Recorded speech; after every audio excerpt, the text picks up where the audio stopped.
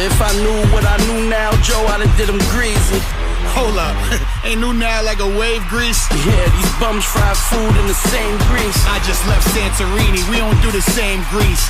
Y'all just sit around playing, I be on plane seats. So what up 2K fans, and shout out to the Shake Squad. This time last year, I gave you guys my Dribble Animations and my Jumpshot, and I want to do the same thing because it's just that time of year, especially right after a patch.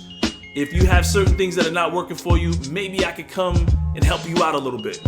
So first up is my Jumpshot, and I will report to you guys that it hasn't changed.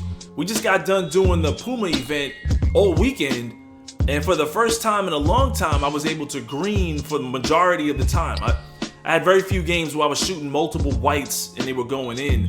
If your Jumpshot's not working for you, this one is still working for me. And these are my current Dribble packages. Dribble Style Quick.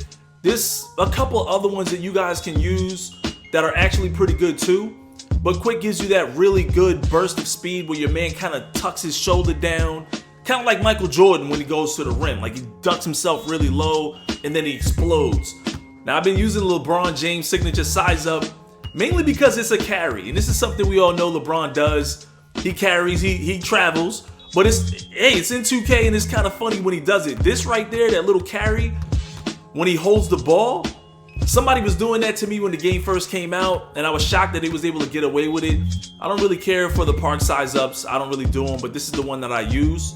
I use the Pro 1 for my basic size up packages. Now for the size up escapes, this is where things get a little interesting for some people. Everyone uses Pro 2. Pro 2 has the Curry slide in it. If we look at the animations, you're gonna find the Curry slide is what people use. Pro 3 is where it's at for me. I like the behind the backs that he can do. You can pretty much cheese the behind the back moves just like in 2K15, 2K16. Some of you guys can go back that far. Now the rest of your moving dribbles, you guys can just screenshot this if you want. I'm gonna go right to moving step backs Pro 3. Personally, I like to use a slower moving step back just so I can explode with the quick first step out of it. Normal 5 is really good. Pro 3 is also really good. Their snatchback animations aren't the best. So you just have to remember to tap the right stick diagonal right or diagonal left to snatch back really fast. So for example, Pro 5 has kind of a jump back or a hop back, and it has a really fast snatch back too. If you want those Jordan palm fakes, like a pass fake or it's like a jump shot fake, you just tap down on the right stick, you want to have normal 4. There it is right there, you saw it. So that's that Jordan pump fake. I don't use it as much as I should, but I really should use it more. So real quick, I'm gonna just show you guys some of my favorite moves. Just keep in mind I'm using the Pro 3, not the Pro 2 Curry slide. So obviously you could do certain crossovers with that. I'm gonna just kind of go through what I like to do.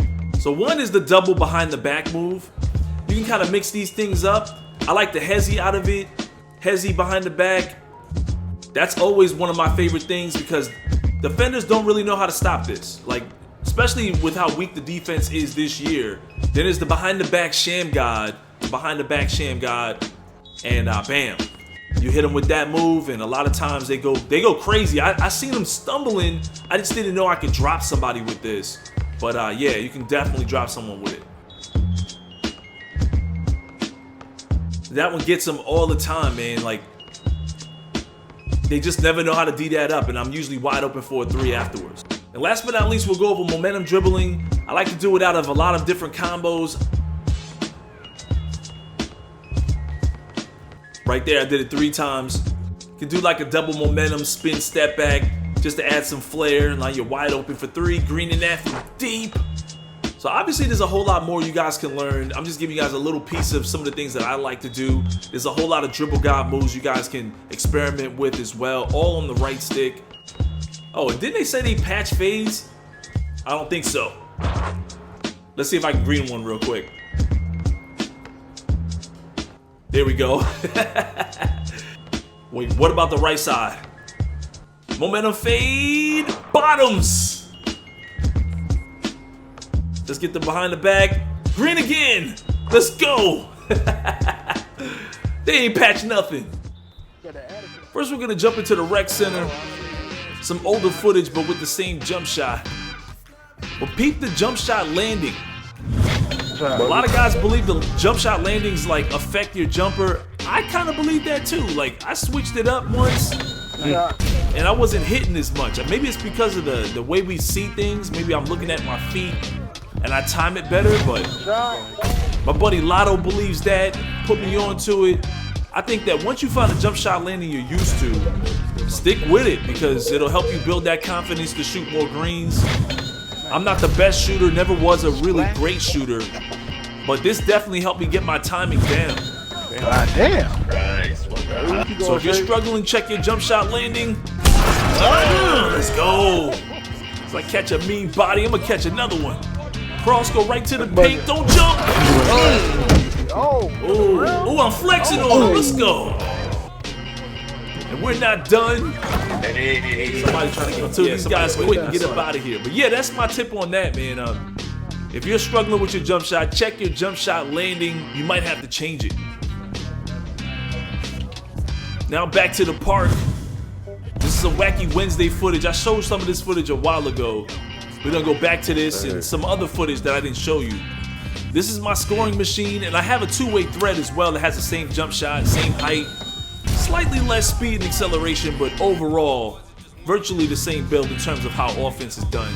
Right there, hesitation, wide open, cash at the hash. And that's why I use that hezi, because it's just really deceiving. Most defenders don't know what they're gonna do. You got team takeover. I actually played against some really good defenders lately that really are really good at predicting whether or not I'm gonna go to the rim, and they know how to just run directly to the basket to stop me. I wanted to take his ankles, but couldn't do it, so we're gonna get this lob finish. Yikes. Then I went for the spin ankles and couldn't get him either. Went with the snatch back, that didn't take him down. Quick snatch back, and that didn't drop him. He's not falling, like what? Oh, there you go.